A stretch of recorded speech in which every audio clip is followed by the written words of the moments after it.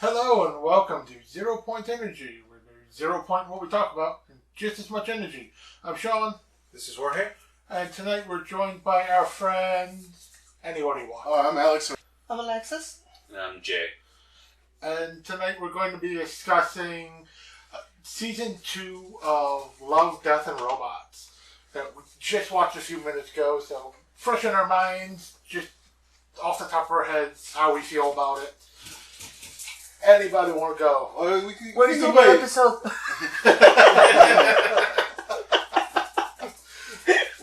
we can start with, go by episodes, I think is probably the most logical way to do this. Yeah. So let's start with automated customer service. There does not have to be any counter logic to this. Oh, okay. Alright. I wouldn't be surprised if those robots were made by Tesla.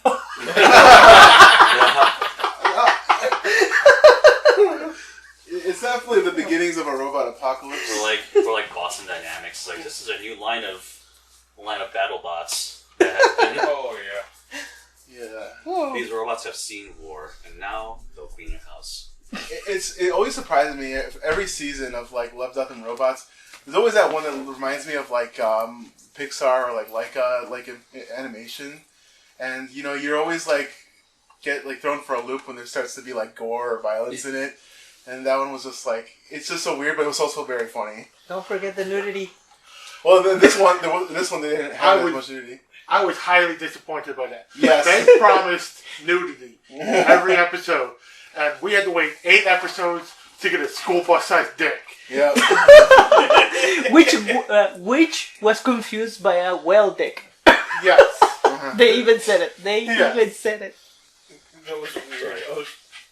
What was the point of that last episode? It didn't make any sense to me. I mean... Okay.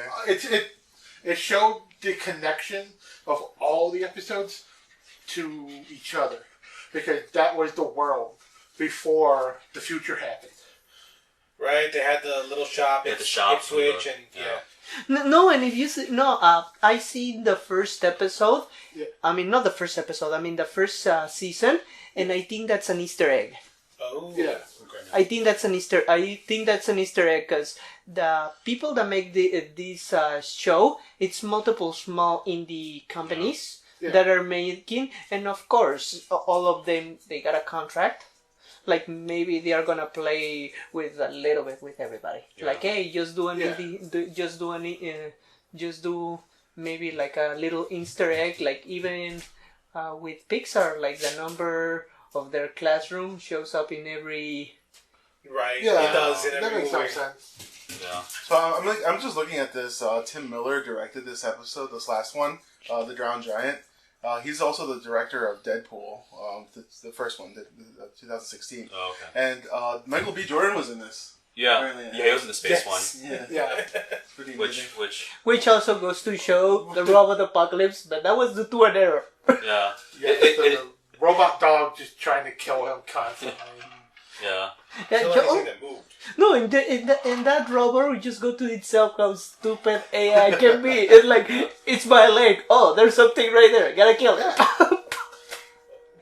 It reminded me of Cats with lasers, where they keep attacking the laser, trying to get at it, but no, it was on its own body. Die, and then It's like robots. The only weakness is their own intelligence. And when you think about it, in the second episode of the first season, it was 3 robots trying to understand humanity, Yes. and they're just like, I don't get it. And in this one, you have robots that are basically either too smart for their own good, or they just want to kill humanity. Well, in that same episode from season 1, it's the robots that survived, and cats, I think, that talk. Yeah. That was so weird. The second season, he just starts spraying the dirt oh, what is this? Is this some sort of bomb? Just keep doing it. Just keep doing it and you'll be fine. We need more talking cats. Yes. No, we need less of those. If there's anything that movies have taught me, talking cats are bad. Have you seen Skinwalkers? The Cheshire Cat? No. It's a Stephen King movie. No, I get that, but I'm mentioning the Cheshire Cat as a counter-argument. He was helpful. No, Kinda. Yeah, kind of. No. I mean, okay, not at all, but he was fun. Well, I know, like, Rick and Morty had a talking cat, and, like... When they went into it, says they're like, Yeah. we gotta raise And they're like, why did he talk? And then they find out, and they're like, oh my god, this is terrible. we have to remember, like, no, we're not gonna remember. And the VA for the talking cat in Rick and Morty was the guy who played Ferris Bueller. I forget. Matthew Broderick. Yeah, Matthew Broderick was the VA for that. So I think a real standout for me was the Pop Squad episode of this season. It was the one that was most like Blade Runner. yeah, that was my favorite Yeah, one. it was really well done. Yeah, like so many references to Blade Runner. I loved both movies, and you know, including 2049. And like the Art Deco style, like that was reminiscent of like the Batman animated series for me. Yeah, Oh yes. I think we should bring that back. Really, that or like BioShock. yeah, Like that's that. it. It was like, yeah, because like it was like the city they built looked a lot like Rapture, but in the sky like like a Columbia. in Oh, good BioShock. point. Yeah. And then like even the guns they used were very a Blade Runner blaster like based. Yeah, like the flying cars. The main character's one looked a lot like Decker's blaster. Yeah. And just the whole like noir like kind of like Yeah. setting. Yeah, I feel not only that for that episode, but I also got a little bit of the vibe of The Fifth Element. Exactly. Yeah. Thank you. Yeah. Yeah. Like I thought of the same thing because of the opera, and then the juxtaposition with the what's it called, with the lower. No, I got Lower the City and- Yes. with the intro with the woman that was singing. That was one part of it, but the other one was with the Fifth Element the Fifth Element, the one that Bill Klomovich played. Yes. It's that it was like, hey, when they kind of like, hey, that's just a piece of arm had more DNA than the whole humanity combined, and that's how they were able to reconstruct her like from nothing. Yeah. And that's when I'm like thinking like, oh, you know, they're rejuvenating and whatnot. And I'm, hey, it's giving me the vibe of like maybe they got a little bit of inspiration from the Fifth Element, especially the clouds, because at one point they go down there and there's everything completely dark, but everybody lives like above the clouds. Yeah. Yeah. Speaking of living forever because of weird DNA hijinks, the episode where they're just hunting the dude so they could cut open his balls to get his DNA. Yeah. Oh yeah, Snow in the Yes. Desert. Snow Desert. Yeah. I mean, it was also like a pretty good episode. Like it. Like that one was a great episode. It's just the premise. Yeah. We just want your balls because we need your ball juice. and like you would think like Those because testes. he could like regenerate. It's like they could just take one of them. You know? Yeah. Yeah, just take. I mean, and like he's like, oh, you want my testes? Like here, have one. Like- They'll grow back. yeah. It's like do they really need both? Or like they're trying to figure out how he reproduces. You think they just try to capture him and just constantly prostate milk him? Well, maybe that was That could work. the point of the robot. You know, she's just there to milk him. Collection. Or just Collecting samples forever. or just be like, hey, like we'll pay you to have. No, maybe like, the robot's mission was that. Think about it. Maybe it's like, oh, we know he's immortal. What? Hey, if you don't bring him, it's okay. Just mail him or send us whatever you find. And they had the Exactly. most obvious romantic, heartwarming way for them to connect and start to fuck. Him talking about his ex-wife committing suicide. Oh God, yes. that was so weird. Like that is always that's my go sign. If I hear a woman talking about their ex committing suicide, I know it's on. I mean, it has been 123 years, Well, that takes care of that. But- got no laid. ex-wife. but it is like I guess like if like the point was to gather his seed, it's like a win-win. Like the folks who want his seed gets it, and then he gets a forever wife because he lives forever. Also, it had a lot. I guess like the character had a lot of like Deadpool vibes. Like when it comes to like a regeneration. I kept thinking about with his little hand how he like the Deadpool line where when that happens he gets his dick in his hand because it feels so big. Oh, he has like baby legs. Yes, that's true. And I was thinking scary movie, so he could use his strong hand. Oh yes. We call that the stranger. Or it's like in like Left 4 Dead, like that one like zombie with a really big right arm. Yes. It's like, why is his arm so big? Well, the tall grass was really short. I mean, I really don't have much to say about that one. The only thing I mean, I don't know if you guys have heard about this not webcomic, like this community called the SCP Foundation. Yeah, I see. Yeah. That's exactly how I felt with the whole train, because there's a couple of SCPs that are like that, that you go where you're not supposed to, and either you get murdered or you get into some weird situation like that, and then when you finally escape, like you are all distorted, and then you have like the guys in black come in and basically brainwash you so you forget this, and the whole guy with the trains like don't even mention it to anybody. Yeah. They will not believe you. Well, even like the Christmas one had the same vibe. So like a Santa's actually like a monster. Yes. That's it. He's a living testicle. Yeah. Yes, that's what it was. No, and also in the SCP Foundation, you have one like you have one like that, but it's, I mean, of course, if you read through the SCP Foundation, you will know that it's all messed up. Like literally, some of those monsters that appear there, they might be the most cuddly kind of things, but they will kill you. Yeah. It kind of reminded me of, like, when you bring that up, it kind of reminds me of Monty Python, the Holy Grail, the rabbit. Yes. The only thing that can take it out is the holy hand grenade. Yeah. I've been seeing a couple of things every now and then that they are getting inspired by the whole SCP Foundation. Some people like the from Doctor Who, like the Weeping Angels. Yes. Weeping Angels. Believe it or not, the SCP 179, the peanut that basically breaks your neck or kills you if you blink, came out a month before the Weeping Angels. Oh wow! I think SCP also had one with the what was it, the vanished or the unseen?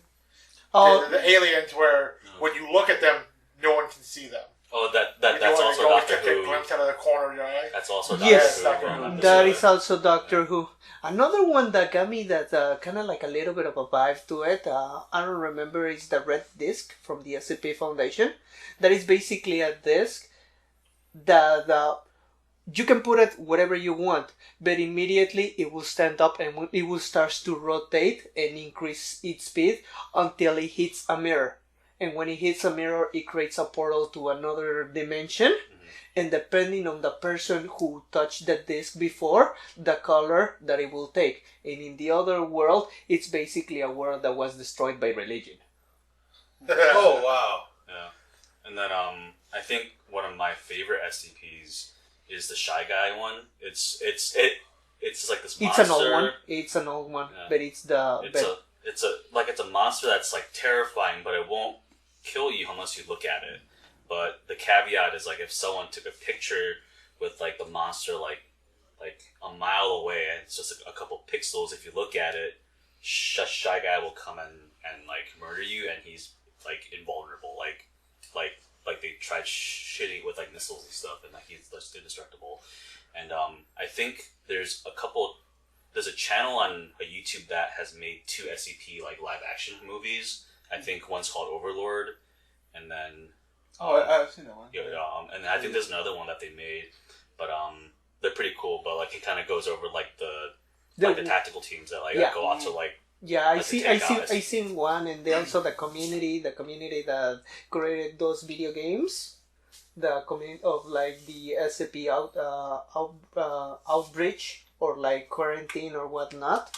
Like the only one that really freaked me out, and I mean like it freaked me out for over a year, Unlimited IKEA. Oh, the IKEA one. Yeah, that's a classic one too. Yeah. I haven't heard of this one. The Unlimited IKEA, it's basically that the whole SCP, it's narrated by a diary of somebody that is like, hey, it's like, hey, I want to purchase something on IKEA, I cannot find it, and come on, somebody's playing a prank on me, moving the shelves of whatnot, I cannot find the exit. And he was like, okay, whatever they are playing a prank on me, I cannot find the exit, and I've been moved. Then that's on the day one. Then it goes down to almost 6 years. Yeah. And then he started to tell them that there's a community of people that get trapped into the IKEA, and during the day they find those silhouettes or those bodies of what they think it's people dressed up with their uniform of IKEA, but basically they ignore you. The moment that it hits 10 o'clock and the lights go down, if they see you, they are like, you got it. You have to leave. But instead of telling you, they go and murder you. Oh, wow. And then he's like, hey, how the hell is this happening? There's probably thousands of people. Why has nobody reported this? Or why has nobody noticed that we are missing people?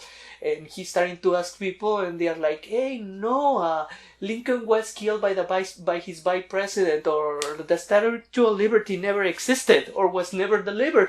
And he's like, that will make sense. People that get stranded in here, they are from multiple dimensions. Okay, that is very trippy. So the IKEA moves between dimensions. Yeah, and basically IKEA is the hypercube. And that's the thing. And there's the thing. There's no ceiling, and there's no ceiling. Like, you see the lights, but no matter how many things you put in to try to reach the ceiling, you will never reach it. Yeah.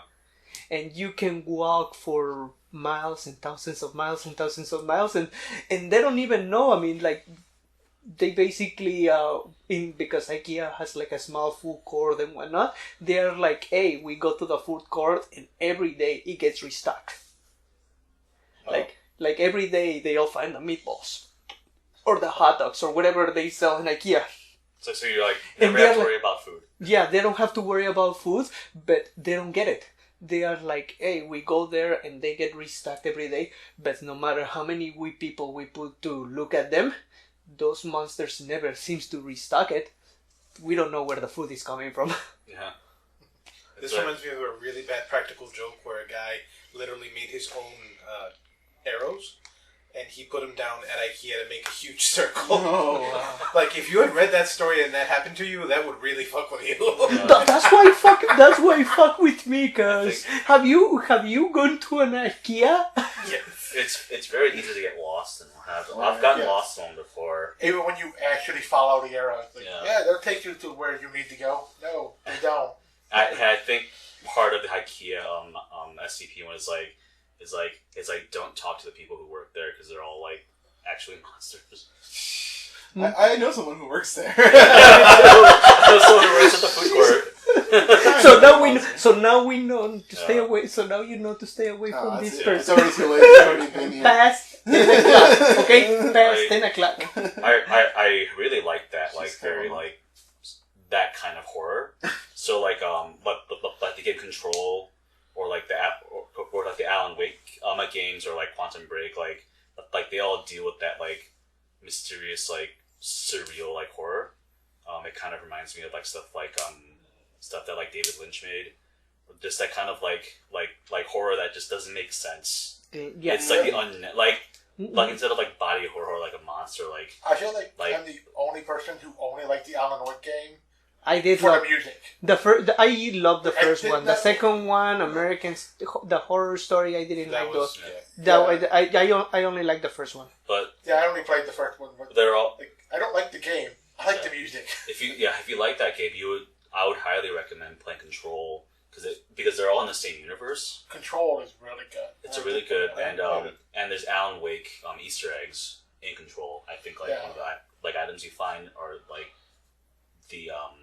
the coffee thermoses that are the items you find in Alan Wake. There are a few references, even though they're different studios, to Alan Wake and and what the fuck, Detroit.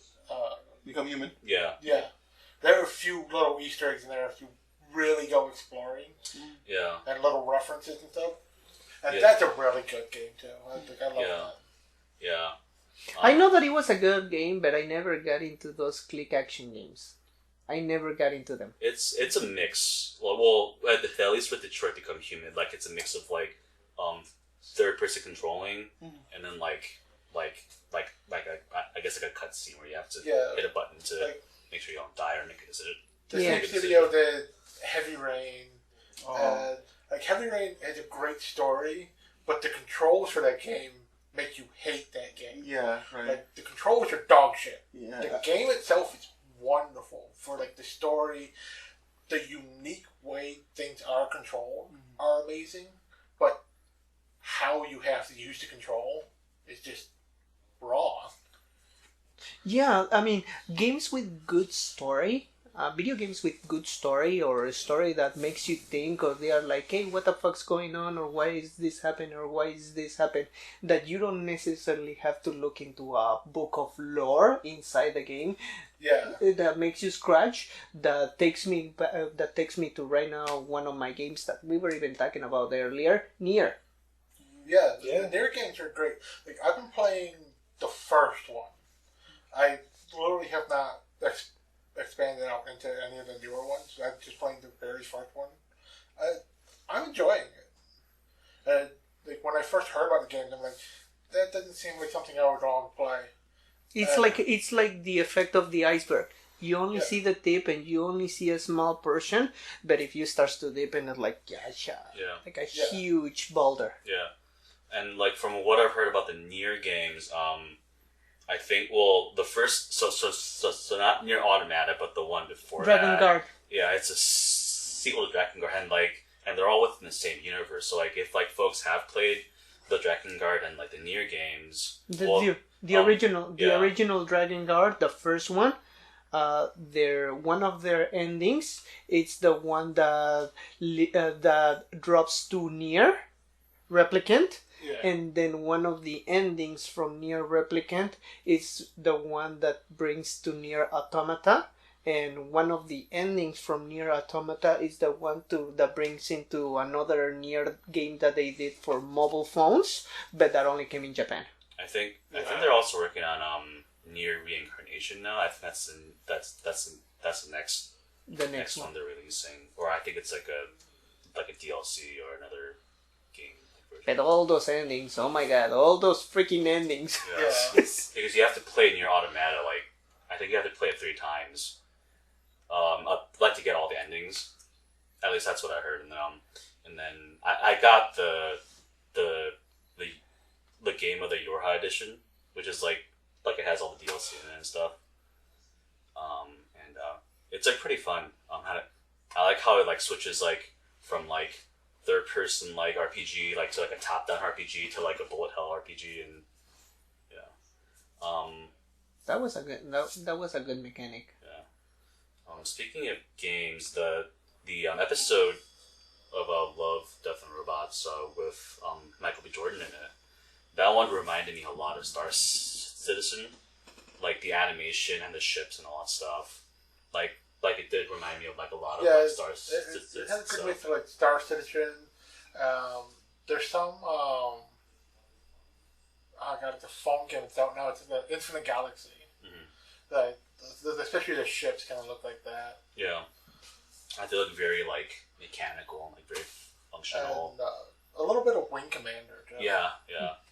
And they never explained why they were attacking the weird like. That's the point. Daystar looking thing. That's the point. The point. In my opinion, the point of that episode was not whatever happened before, but what was happening during his time to survive. Because at the beginning, he dropped out of the path. He's injured because of that fucking crash and whatnot. He looks and he only has 5 minutes of oxygen. Yeah. And here's like, I only have 5 minutes of oxygen. There's a supply depot at this place, and you see him like limping, walking all the way over there. And when he finally enters that, he's like a live pod, welcome or whatever, and he's like whatever, and punches. And that's when he gets into that. And the robot dog attacks him. Well, robot. Maintenance. So he was supposed to get up to start fixing things, but same company who did the vacuum cleaner, I think. It's like 200 years later. It's like Maybe they were a war against those vacuum. Yeah, that's it. It was a war against the vacuum cleaner. Yeah. I like how the first one with the vacuum cleaner has a very plausible reality for us because it's like I'll be retirement age in about 35-ish years, and who knows like how much robot technology will have been advanced at that time. I love her sitting on the phone with customer service too, giving the automated response. It's like, "Are you dead yet?" If you throw your dog at it instead of a blanket, you might live. It's like your dog. Do you want to kill your dog now? No. Really? And it's like your dog loves you so much, your dog will sacrifice itself for you, and she's like, nah. Look into its cold animal eyes. I feel like at this point the automatic system, even at the end of the automatic system, hey, congratulations, you finally destroyed it. Like, congratulations, you finally got rid of the problem. Except that before you did that, the vacuum cleaner upload all your systems and upload all of it to the net. So now every robot in a radius will go down and hunt for you. If you would like to solve this issue, you will have to purchase the new vacuum. And the old lady's like, fuck you. I could see Amazon doing that. Like with the Alexa enabled devices. Like if you don't upgrade to the new Alexa, we'll kill you. But she went from an older retiree to Sarah Connor all in one episode. Yeah. The freaking old guy at the beginning is like... it's like, what's he doing with his hand? Kind of looked like he was jacking off, watching her, and then no, he's just cleaning his cards. I mean, it could still be like a metaphor though. I mean, he was polishing his rod. And then was a shotgun. And then at the end, he's like holding his shotgun. And he just gets a fucking taste. Yeah, he gets tased. Tased right under the eyeballs too. Yeah. That would kill most people. He was an old man. That will definitely put him in cardiac arrest. Or maybe it jump started his heart again. See, that's what the Mad Max movies get wrong. It's not people in their prime who are going to be in the apocalyptic future. It's geriatrics just trying to get rid of technology. Yeah. True. All these newfangled computers. I'm pretty sure I'll reach a point in my life where I'll be like, I don't understand these machines. How do I use this VCR?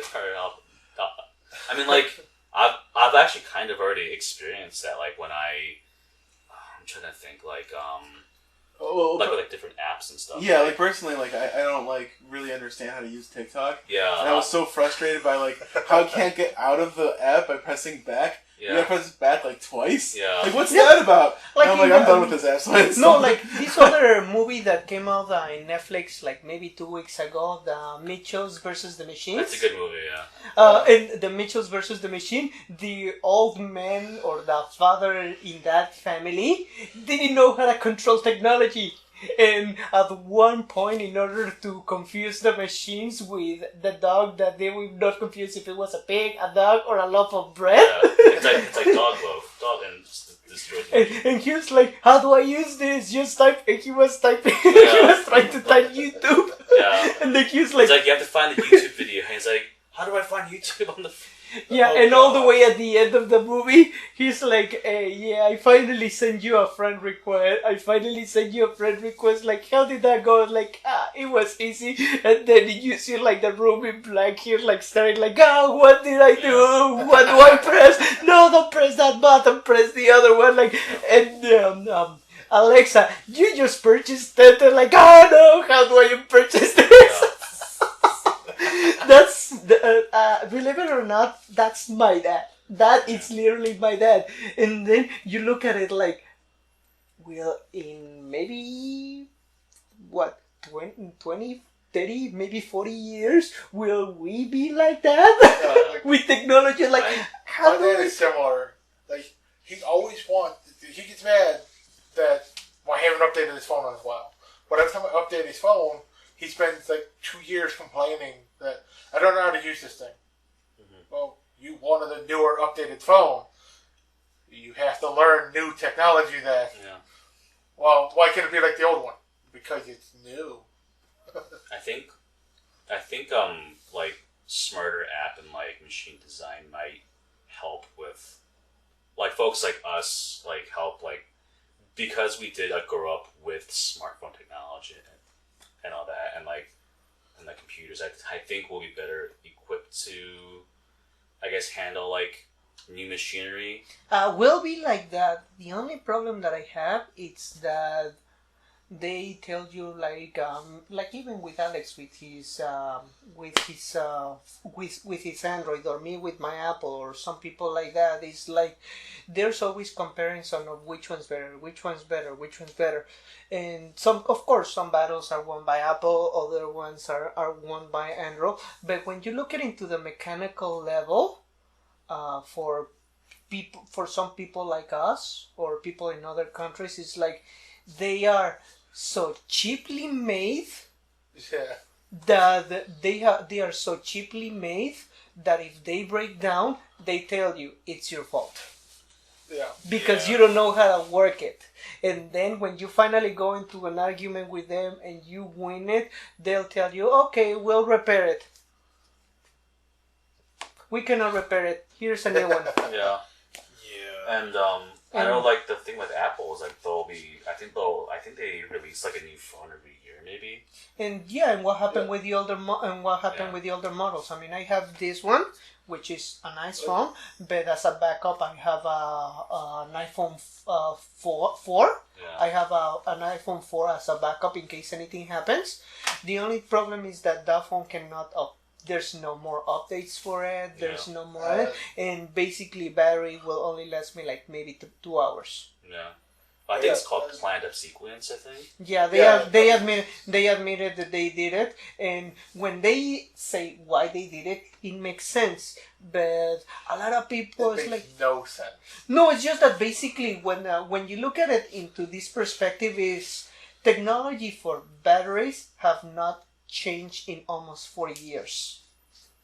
Right. The technology for batteries. So now so now think about it. The batteries and the technology were going like this, and then at one point the technology started to go way past the capabilities of the battery. Now you have people that always complaining, "Hey, my battery drains too fast," or "Hey, why cannot I do this because it consumes so much of the energy on my phone."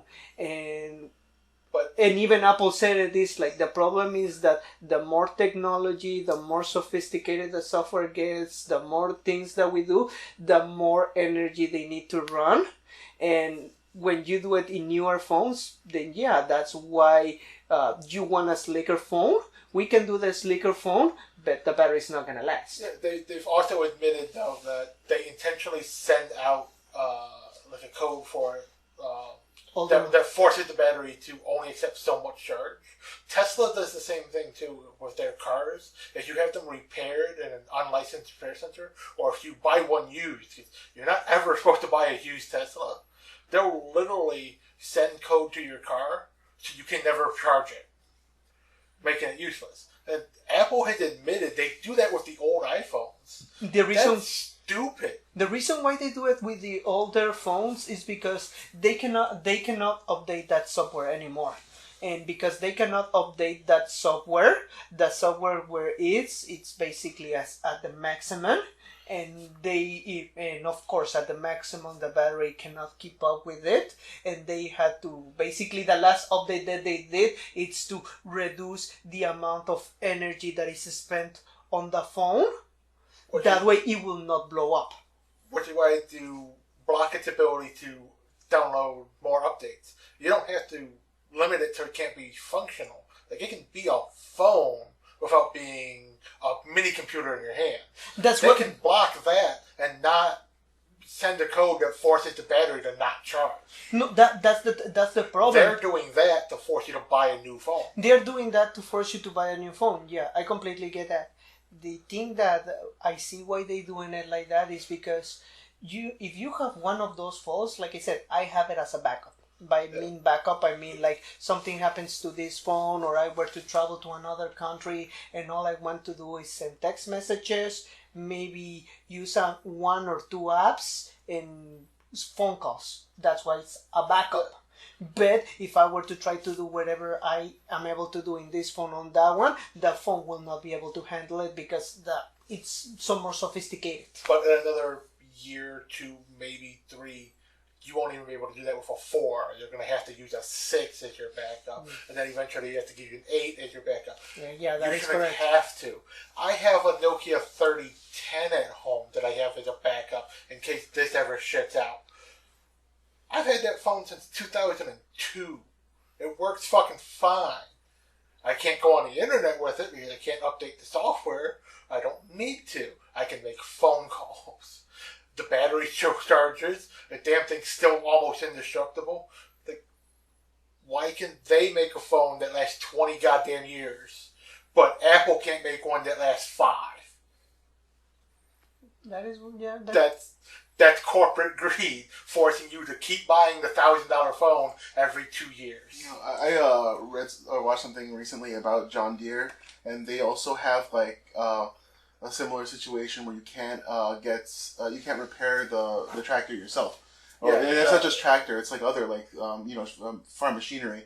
You actually the farmer will have to haul their tractor like on a flatbed truck and travel 100 miles, and it costs like $2,000-$3,000. You gotta take it to the closest dealership so they can do it. There can be a licensed repair center, and half the time they'll tell you, just buy another one. Right, yeah. Or it's an $80,000 tractor. Just buy another one. It's and that's why some people prefer old school. Yeah. Old school, like my dad's mechanic, and one of the things that you see is like, hey, like, what are the cars that are the most valuable, the most reliable, and the ones that if you give it a bend, if you know what to do, how to fix it? Classics. Yep. Yeah. And basically they are so simple. The engines are so simple. You don't need electronics other than the battery just to power the starter, because everything is mechanical. That's what I loved about my '79 Bonneville. I fucking love that car. Mm-hmm. Like, it was easy to use. It was fucking perfect. Yeah, there's so much of the car now is computerized. Like even like on my wife's car, right? We changed the tire out, and like it's the tire pressure gauge like turned on, and it's never gone off because the dealer has to turn it off. Yeah. Yeah, I hate that. Right to repair should be like across the board, just available to everybody. No, but not just and right to recalls. repair. And recalls. And right now the whole idea with I don't know if you guys ever heard about, are you purchasing a car or are you purchasing a lemon? No, not just that. Lemon loss. Yeah. The lemon loss. And the reason why it's because in the past you didn't need to worry about a lemon, because like I said, everything was mechanical, and because since everything was mechanical, you take it to a mechanic, they will fix it. Nowadays they are so sophisticated that even one cable that is slightly loose or even a bug on the computer inside the engine could shut down your car at highway speeds, or in some cases, guess what, your car ignites. I mean, there were some lemons. I mean, there were some, Russian cars that cannot work at all, or they work a little bit and then they stop working. You have to like literally modify one little thing and then they start working again until it gets loose again. Mm-hmm. Yeah, those are the Skodas, the Russian cars. I don't know how those cars ever existed to begin with. Mm-hmm. Like, they're the cars that were made in the 70s that are still on the road now. They're just as unsafe. They're still making more of them the same way they did then. Like, why? Like, can you update it even a tiny bit? Like, maybe put a wheel on it that's the right size for the vehicle? The only 3-ton car on a 10-inch wheel. The only vehicle that I know that it virtually hasn't changed in almost 60 years, it's actually a motorcycle, and it's the U-Haul, which was basically the motorcycle the Germans created for World War II. And after World War II, the one that bought the rights and everything were the Russians, and the Russians basically didn't change anything on the engine. Yeah, that's what they did with their cars too. They almost all Russian vehicles that they got the rights to make after World War II, they just keep making them the same way. Yeah, they're easy to fix. They're mostly reliable, but it's also you need some little bit of modern. Like, put a fucking seatbelt in it at least. There you go. Or safety For glass. the motorcycle, like motorcycles really don't need much in terms of safety. Although, like that Russian one could use working turn signals, at the very least. Like, the one thing I don't like about modernity is you don't buy a product anymore. You buy a license. Like, that's the one thing I like about NFTs. It's not a license. It's a digital product, but it's your own. It's unique. It is a part of a blockchain that can be identified that is just yours. You know what I mean? Mm-hmm. Now, if you buy a movie off of Amazon, like a digital movie, it's a license. It's not your movie. Same thing with the cars. Tesla, technically, you're licensing that car. That car, or Tesla thinks, it still belongs to them because of the proprietary software and the like. That's why you can't buy a used Tesla. Same thing with John Deere. That's what worries me about, like, when now with like PlayStation like offering diskless versions of their consoles. It's like what happens when they turn their servers off when you buy all these games, because they as you guys know That's why I like physical. Exactly, because they were threatening to like shut down the servers for like PS Vita, for PSP, or PS3. But, even the physical copies. Why is there such a massive update that you have to put in as soon as you put the disc in your system? You have to download a bunch of licenses, and then when they decide that they won't want to support that license anymore, your disc stops working. Right, and it's like unplayable. The disc like, locks. Well, Microsoft did that with Halo 4 on the 360. The 360 version, they specifically, after so many years, they just locked it up. You put the disc in, it forced you to download an update, and then you just get the message. This disc is unplayable. That is why sometimes it feels like whenever it asks you to connect to the red or whatnot, it's like that's why I love PS1 and PS2 games, because for those you never had to connect to the red. Yeah.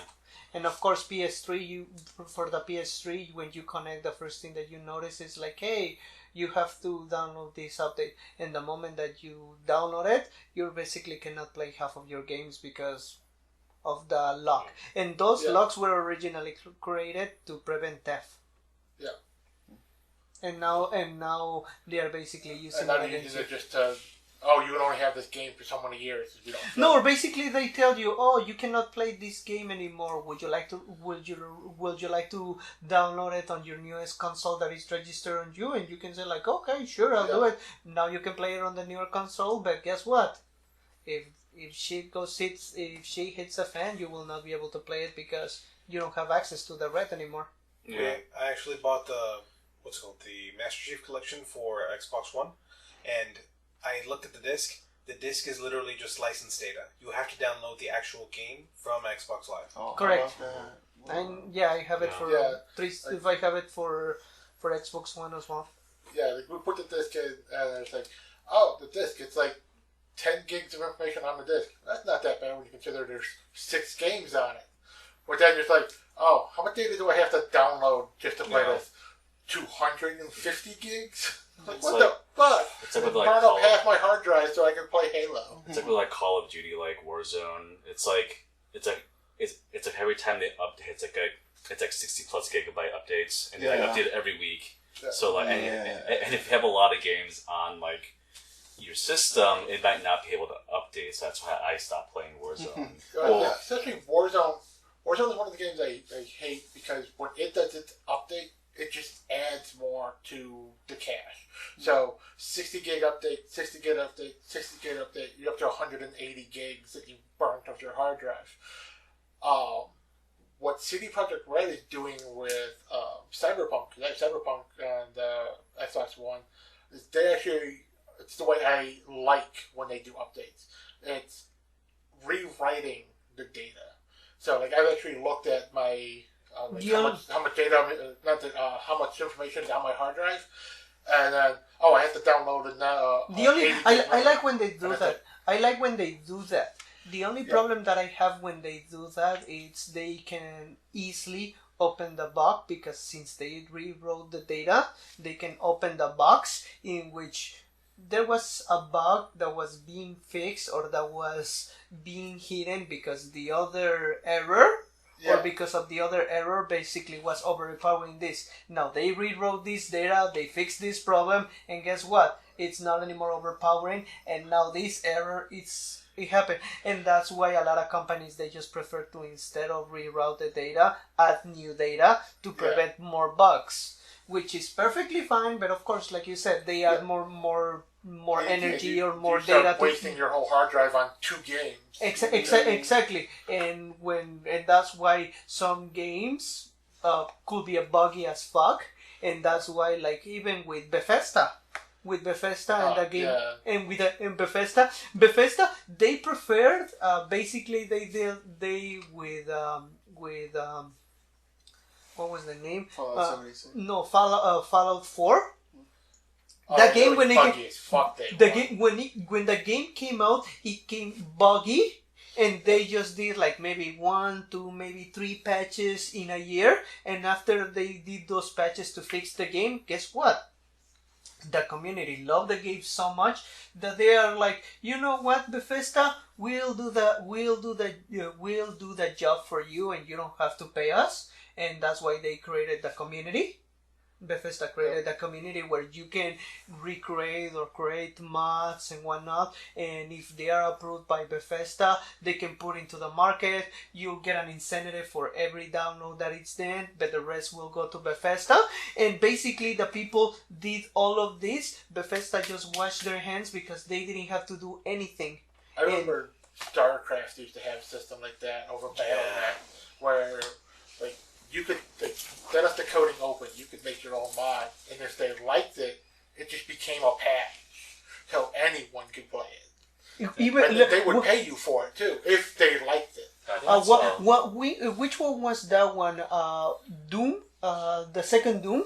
The second Doom had that too. Yeah, The second there one were had all Doom. kinds of mods The for that. second Doom had that, and because of the community that did that created basically Quake. Yeah. The community basically created Quake because they wanted to do a virtual game for like battle and whatnot, and then you have the people with Doom with all the guns and whatnot, and they started to mod it, and they basically, the creators of Doom, like, hey, this is a great idea. Why don't we implement this data that is already existed? We update it for a new engine and create a new multiplayer game with all the mechanics that existed and created Quake. I think the best mod I ever played for Doom 2 was DBZ mod. You played as Tien, and when you got the BFG, he did the tri-beam. And he actually showed the little animation in the screen too, where he just does this, and then the beam just shoots out. I loved it. It was stupid, but yeah, just Tien beating the shit out of Cybermen. I know. I think Dota was a Warcraft 3 mod originally, and then it became its own game because it was so popular. And I remember playing like the original Dota as a Warcraft 3 mod in like 2005 to like 06, and I never thought it was going to get really I big. think PUBG started as an Arma 3 mod. What's interesting with PUBG is I think they made the whole like battle like royale concept popular. No, basically the whole idea with PUBG is that there were assets not being used from 100 Days to Die. Oh wow! Because it's 100 Days to Die. yeah, I because knew it was one of those games because that in had a 100 in 100 Days to Die is you are basically in nowhere, and you basically have to do like Minecraft, create your own hut and whatnot. But at night the zombies came in, and PUBG basically they had the assets to create buildings or to create all of this and all of that, and they're like, hey, how can we use these assets? Like, hey, you know what, just put a bunch of people in it and test them Basically, they put the people on it, they put the guns, they put the food, they put everything just to see how they could survive against the zombies. And instead of going against the zombies, they start shooting each other. I think also, And the more players that they add, the more the fun that they're like, hey, let's cut the zombies and just do everybody against everybody. I think the game Fortnite originally had the battle royale thing as like a optional thing, I think, or like an aspect of like because I think it was originally made as like, I think it was like a kind of like a first person shooter tower defense game, but I think they added the battle royale like aspect, which like really took off because it was free. I think it was a regular loot shooter, Yeah. and then they added the battle royale aspect to it. Yeah. And then that made it super popular. I mean, because it was a free game, like more because like PUBG costs like $60 to buy, and like more folks are like, well, I'm not going to pay for that. I'd rather play Fortnite, which is free, which has the same-ish mechanics as has PUBG, and then it really took off. And the same thing with Apex Legends. And then I actually enjoy Apex Legends. I and don't then play it that often anymore, but I like that one. and then even like Warzone took the whole like PUBG concept and like refined it more. Yeah. Like obviously the downside with Warzone is like it updates every week and it's like a 60 gig update. But I first played so I actually played a PUBG like years after it was released. So like I had already had experience playing like Fortnite and like Warzone, which had more like refined my game mechanics for the whole battle royale concept. And then when I tried PUBG, because it was free on the PS Plus channel. Well, I guess if you had the subscription to it, you got it for free. And I downloaded a PUBG for PS4, and I was like, I don't like this. This is like really, this is really janky. So I was like, Warzone's better than this because it's just a lot smoother. It's way more smooth. That's the only thing about games now. Right now, when you said like when you compare PUBG to Battlefield, like what's your take on remakes? Because right now, because that's the only thing. Like I keep seeing it all the time. Like, hey, this game was so popular, we don't know what to create. Hey, let's hit up on the nostalgia and remake that game. I think if they improve on mechanics, because like it depends. Like for example, like the Resident Evil 2 remake was really good. Like I remember playing the original Resident Evil 2 like years ago, and I really loved it. But like it had the weird like it tint controls, and it had the pre-rendered camera angle, so like it couldn't move the camera. But with the remake, like they made it using the new Resident Evil engine, and it had more of like the Resident Evil 4 style controls, like the third person over the shoulder camera, and like that was a huge improvement over the game, and I actually liked it like more than like the original, and not that I'm saying that like I didn't like the original, but it was like a vast improvement on the original. Yeah, they fixed what was wrong with it without taking away from the game. Yeah, but and then when the third one, Resident Evil 3 Remake came out, it's like because of the shadow of 2, there was so many high hope for 3, and you know that they cut a bunch of stuff. They cut the whole. They cut the whole. Church or the whole bell tower. Yeah, and that's a good example of they fixed what was wrong, but they sacrificed what was so good. Yeah. And that's the only thing that it's been getting me about remakes is like that's why I'm like right now from what I read about even Resident Evil 7, like the one that just came in, the Village, it's from what I read in a report is that they are using the assets that they did for the Village for the remake of 4. But they are reusing those assets. That's why they wanted to test how well it will hit with players. The only difference is in the Resident Evil Village, you're in the middle of the snow, so basically they will just remove the snow. I know, I hope they don't remove the castle, and I hope they do well on the island part. Hopefully all the people who are playing it right now are playing it for the love of the gameplay, and not just because it's a big titty goth woman. Yeah. I mean, the gameplay is really good. That's all I'm getting off. any YouTube review, any channel I've seen playing it, it's just big titty goth girl. Like, yeah. And they even what's the made a gameplay like? And they even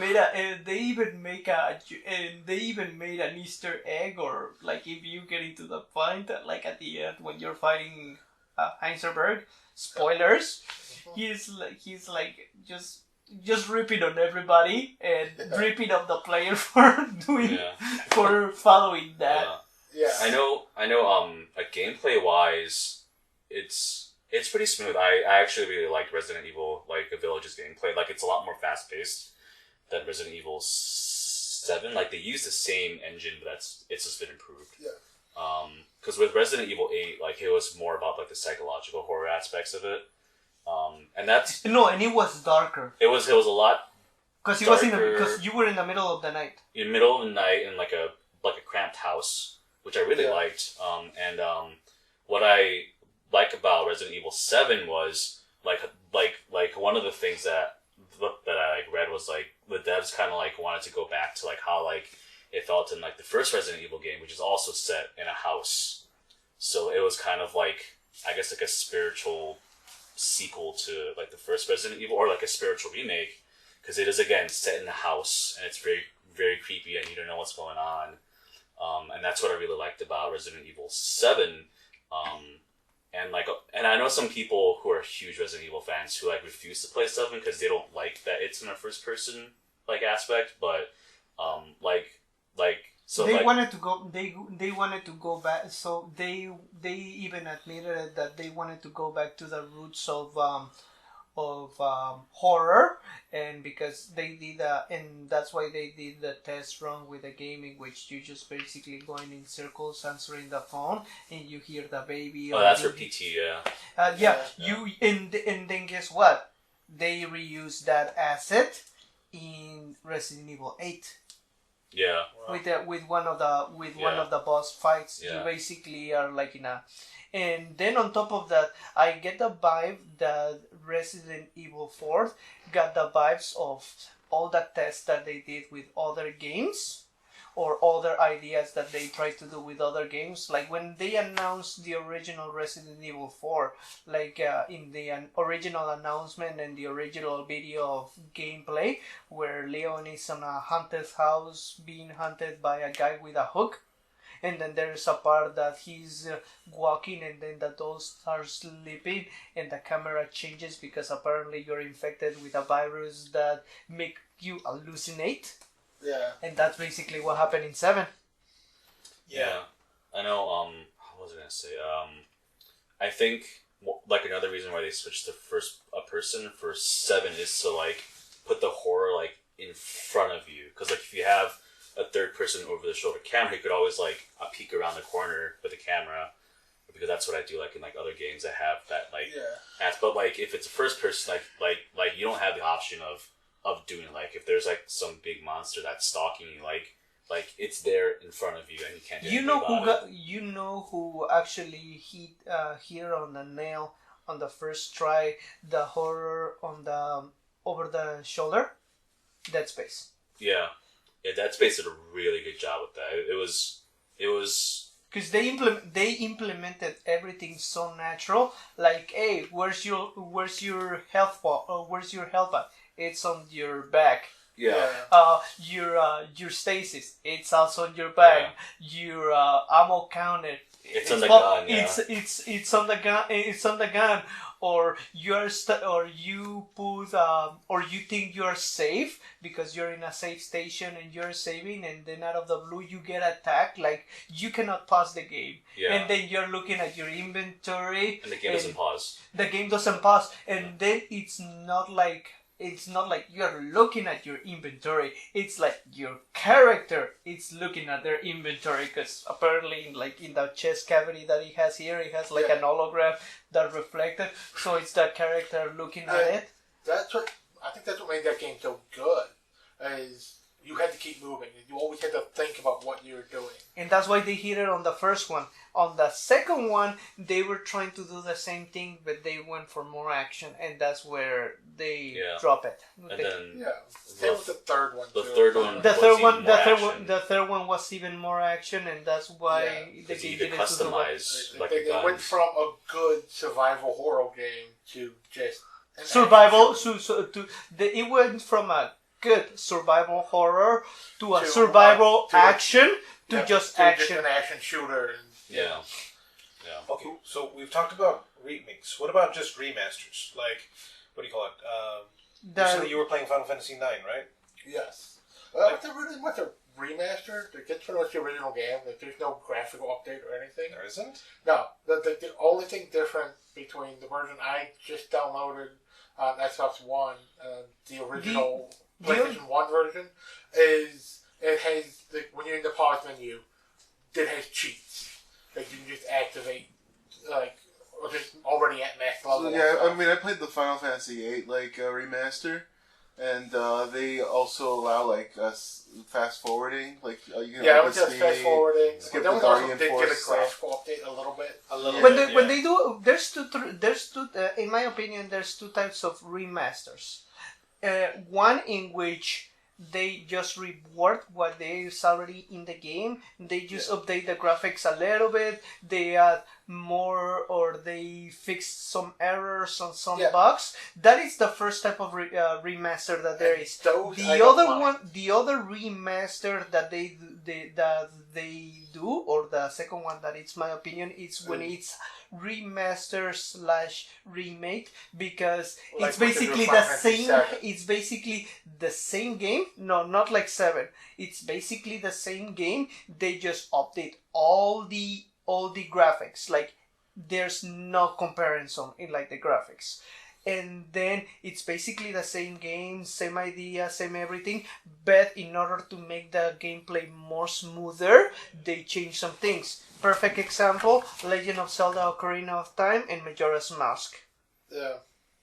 Because it's basically the same game, nothing changed, but the graphics and the gameplay, because it's smoother on the handheld console, because you don't have to pause, go to the menu, equip this, and then go back. I think games like that, you should get a discount when you buy if you bought the original one. I mean, have you ever seen because Majora's Mask Ocarina of Time originally came out on the 64, right? Mm-hmm. Then they had a limited edition disc version that came out for the GameCube too. Mm-hmm. And the GameCube would actually look really nice. I've never played it on the Switch, but I'm just saying. Because it was basically the same game, but it was smoother. That's the first one. That's what they did. They basically, in order to update the graphics for to be run perfectly or smoother in the GameCube, they redid the assets, and technically it was a remake. I mean, not a remake. Remaster. It was a remaster, but instead of calling it remaster, they just call it Master Quest. Exactly. Yeah. That's a great game where Nintendo was just making as much money as possible off of the exact same game. So it's going back to hitting on the nostalgia. Yeah, it's we're selling it on the N64. Then we're going to sell the same game on the GameCube at full market price. Then we're going to release a handheld version of the same game at full market price. Then another handheld version of the same game at full market price. And then, hey, we got a new console coming out. Another version. Another new console coming out, which is just an update of the last console. New version of the game coming out. Which is a step back. Another version of the game. I don't have a problem with that because because in some cases I'm willing to pay full price for the game. The only times that I'm not willing to pay full price for my game, that it's basically ripping you off like that, it's when they are annual games. Call of Duty, sports games, because those basically rip you off. One of my with the FIFA games, which is the whole part of the big scandal that happened in Europe, in which you bought FIFA 2018 and you spent $1,000 trying to get the player that you wanted, and guess what? They come out with the FIFA 2019. You bought it. none of the assets that you purchase on the old one transfer over to the new one. So now guess what? On top of paying $59, you just lost another $1,000 from because those assets do not transfer, and that's when you know they are ripping you off. I'd say I hate microtransactions like that. Yeah, microtransactions suck, but I think the biggest ripoff in terms of buying consoles and rebuying the same game was when Nintendo did the 3DS and then re-released the 2DS. It's like, but the 2DS couldn't play the 3D games. You had to buy the game again. Like, there's a switch on the side of the 3DS. Turn off the fucking 3D. You don't have to buy the game again. You don't have to buy a different system. Push the fucking button. Yeah. I know. So everybody who bought a second DS and bought the second copy of the game, they're fucking idiots who don't understand they're being ripped off. You paid $100 for your 3DS. You paid $40 for the game. Then you paid $170 for one that had worse graphics. Mm-hmm. And $80 for the same $40 game that has worse graphics. Mm-hmm. You're a fucking moron. I know one game series that did a good job of that. I think it's with the BioShock trilogy, because I know because they made a remastered version of 1, 2, and Infinite. I think if you had already owned only a couple if of you the games. no because when they did the BioShock 1, 2, and 3, and they released the collection. The collection had all 3 of them, and then after they released the collection, about a year and a half later, close to 2 years, it's when they released the collection for the newest console, which is the PS4 or the Xbox One, and in that one they basically redid the graphics to make them smoother and of course fix a bunch of bugs that they were never able to do. But I think you're right, they say that if you own the collection from the collection from 2 years ago, they'll give you like a 20% discount. I know. I think it was different if you had it on Steam, because in Steam I had like BioShock 1 and 2 separately, and when I bought like the remastered collection, I think I got like a discount because I already owned like BioShock 1 and 2. Yeah, there was I can't remember it now. There was another game that did that. See, I think that makes it okay. Like, cause I already own the game, and then there's a newer version of the same game, like just a remaster, updated graphics and stuff. Like, oh, since you have this game, here's a code for a discount on this one. Like, that's perfectly acceptable for me. I should get the new one cheaper because I bought the old one at full price. Mm-hmm. I don't have to pay full price again. I know with like me and games for Steam, I'll always wait like a month. Well, most of the time I'll wait like a month or two, like after the game comes out, to have all the patches fixed. Yeah. Or to like see like how it's received by the players, before I like buy the game. For example, the Mass Effect Legendary Edition was just released, and there's some bugs on it. So is that one already out? I think it officially came out today. It officially came out today, but Yeah. there was people that got the codes and they've been playing it for about a week. Yeah.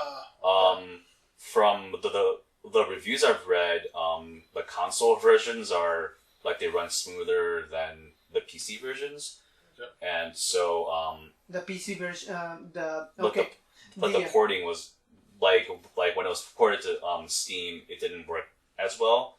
Yeah. So like I'm gonna probably wait until like the game gets patched and to buy it, because it is like for folks who did leave like a positive review, like they'll be like it's like really good, but the only con is like there's like these big issues with the PC port, but otherwise like it's still good. Like if you're a really big fan of Mass Effect, you'll either like not really like hate it too much. It'll just be like this is a thing that'll be fixed. So like I'll just Yeah, Nah. I was a huge fan of the first three, and Andromeda. No, the first one, just the first two, because the third one they just fucking dropped the ball in my opinion. A DLC ending, come on.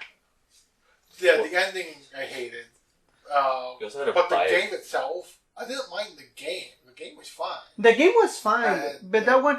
that went back to my idea of but that game basically emphasized the idea that the companies they were not able to complete the game and they just released the game as it was, and then in order to complete the game you had to buy DLC. Well, you had to buy a DLC to unlock one of the major characters, like in the game, which stuck with the Yeah. I got the Another game that basically was fucking amazing, still one of my favorite games, but in order to complete the game you basically have to buy the DLC, Asura's Wrath. Yeah. The game was freaking amazing. Like, you beat the game, you beat the final bad guy and whatnot, and at the end, like, hey, if you want to know what happens next, you have to buy. Yeah, pay this full value DLC. And then you buy the DLC, which came out with three great DLCs. The first one where it's the part where it reveals who is the spider. The second one where you fight the freaking spider, which is like some sort of silhouette of a Buddha, and you kick its ass. And then the third one in which you fight Ryu and Kuma from Street Fighter. Fighter. And that's the thing. When you fight the first one, when you're fighting Ryu, at first you're fighting like in the style of Street Fighter, and then after he becomes Evil Ryu with Evil Ryu, it changes to the format of Asura's Wrath, and then just as you're about to beat him, Akuma appears, and then again you're fighting Akuma in the moon in the original style of the Street Fighter, and then after you beat him, he goes like Super Saiyan or whatever his form is, and now you go back to the fighting of the Asura's Wrath, the type of battle, and then at the end they just punch themselves, like they basically turns into stones. Yeah, that one was pretty good. I think it is about time we wrap this up. So, any final thoughts on Love, Death, and Robots? We need more episodes. Yeah. First season had 12. This one had 8. Yes. I think I definitely liked season 1 more than season 2, but there were some episodes in season 2 that really stood out, that were really, really good. You know, I think the Michael B. Jordan one, like, I would watch that as its own, like, 30-minute episode, or maybe even a little 1 hour little movie. That one, I kind of want a little more information on that one, but I kind of don't. Like, I don't want backstory. I want to know what happens after. For me the one that I would love to see a continuation, Christmas. Yes. Because the monsters like smell them like Millie, good, Willie, good, and then both kids are in bed, and then the girl's like, yeah, what if we had been bad? Yeah. So now I want to see an episode of a bad part kid, two, a part 2 of an evil kid or a kid that is on the naughty list. Yeah, I mean, I would like to see more of the one with like the the immortal people, with like the Blade Runner style thing. Yeah. See like what he does afterwards. The that main would be character awesome. of that one obviously passed out from either blood loss or just shock. He did not have a fatal wound. I think Right. no, it was not a fatal, but he was gonna go down real fast. Yeah, I mean, And the only reason why is because I really would have liked to see like it continue on with him like getting patched up and then like having to take the mother and like the child on the run. And that would be its own show, really. There is a few episodes even in season 1 that probably should have gotten like a continuation, like the first one with the monsters that you control with your mind, that Yeah. it turns out that the monster was controlling the human, that it was the opposite. Oh yeah, that that would was be pretty good. good. That one, I would love to see a sequel to that one. What was it? The Secret War, the World War II one. The Secret I War like with that one. another one that I would love to see a continuation or more like a more of a follow up. The werewolves from season 1. Yeah. Because basically they just put the werewolves at like a special military in the U.S. Army, and then they discover that the other one have wolves, and basically one of those go ape shit on the other wolf, and basically goes AWOL. I see that could be a good tie-in to the one with the train, where the special wolf military unit are the ones killing all the zombies that are taking people from trains. I don't know, could be. I mean, we don't know. We don't know. Okay. I prefer the one with the immortal albino dude. I want to see more of that. Yeah, that'd be cool. What about you, Jay? Oh, yeah, I could see the, snow in the desert. That's the immortal one. Yeah. I could see that becoming, like, a series of its own. Mm-hmm. Just, like seeing his past and, like, what happens afterwards. And then, yeah, I think that one, that could be a sequel. I think, the one that had the Blade Runner, like, aspects. So I think, Squad, yeah. I think that could also have. I think like a part 2 would be interesting to see, like in season 3 of Love, Death, and Robots. Mm-hmm. Like, so much of that stuff could just be spun off to their own little like mini-series or shows. Well, then, yeah, that's going to wrap up this episode for tonight. I want to thank you to our guests, Jay, Alex, and Alexis. Mm-hmm. This was fun. This was interesting. Good night. And thank you for listening. Fuck you, people. Bye.